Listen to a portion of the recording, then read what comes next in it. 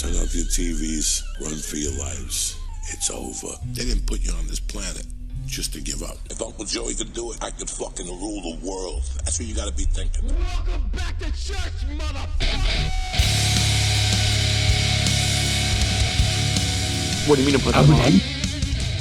Yeah, look at you and go, no, this guy, I thought he'd walk in here with 3 gorillas and a guy throwing nunchucks in the air. He walked in here with his fucking daughter and his wife. Right. You know, that gives you a different feel. Do you think, like, because I had something happen today at the airport that I kind of got upset. I got there, dude. It was 3:30 in the morning, and there was a 20-minute wait just to like check into the kiosks, and then there was, like, TSA had a super long line, and I yelled at someone today. You know me, I don't yell at anybody, and I didn't really yell, but this dude was cutting the line at TSA. Like we were all going around the lines like you're supposed to, and he was too good for that and took the whatever it's called up, like the line, and just kind of cut in front of us. I said, "Hey man, there's a line here." So you yelled at some dude? So yeah, I was like, "Hey man, there's a line," and he didn't like it. He's like, "What's the big deal?" Like we were going back and forth, and like some of his family was there, and they were like, "Oh, he's my husband," and it was.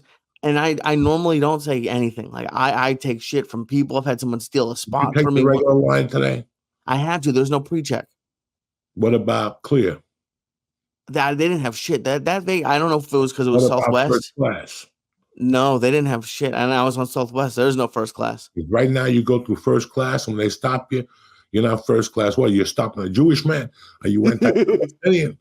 You know, people did it for 30 years. It's time for the Jews to do it. Everybody else, you know. Do you ever do you worry about getting into fights in public places or like?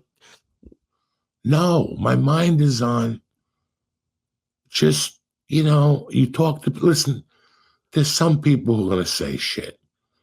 You're going to be the best person you could be. You're going to stop. You're going to shake their hand. And I'm going to be honest with you. In 30 years of flying, let's go 25 as a comic flying. Mm-hmm. I got into one beef in Vegas. Oh, wow. Vegas is a little weird. People lose money. They're at the fucking airport. They got to go home and tell their wife now that the conference, they bumped into a fucking stranger and he took his wallet. You know, I know what a person's got to tell their wife. Mm-hmm. It was a Sunday morning. It was fucking bright and early. I'm high. I'm not even thinking about trouble. And it was like 4 people on the line. There was no reason to act like a jerk off. Right. And I put my stuff, and you know, I have the sleep apnea machine. Mm-hmm. I was taking it out. You know, I'm always quick. I do this every fucking week, twice a week. So I'm quick. As the line was moving, some guy came, pushed my stuff back, and put his stuff in.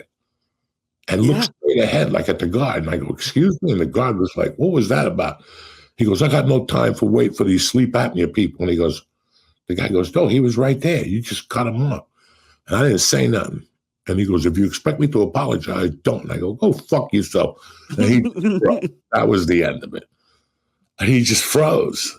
It was 5 a.m. Nobody is ever going to tell you to go fuck yourself that early. And when you hear it, it kind of fucks up. You're at the airport. And that was it. And I shut up for fucking the first 5 minutes. And finally, as I went through, he was dying to say something. Wow. And I was like, you know what? Fuck you. The fuck is wrong with you?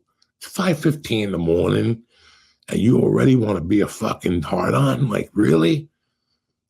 And you sit there and I remember one time I went to Boston. Okay. I just had knee surgery. It had to be 2013, 2012. And we got to go do radio.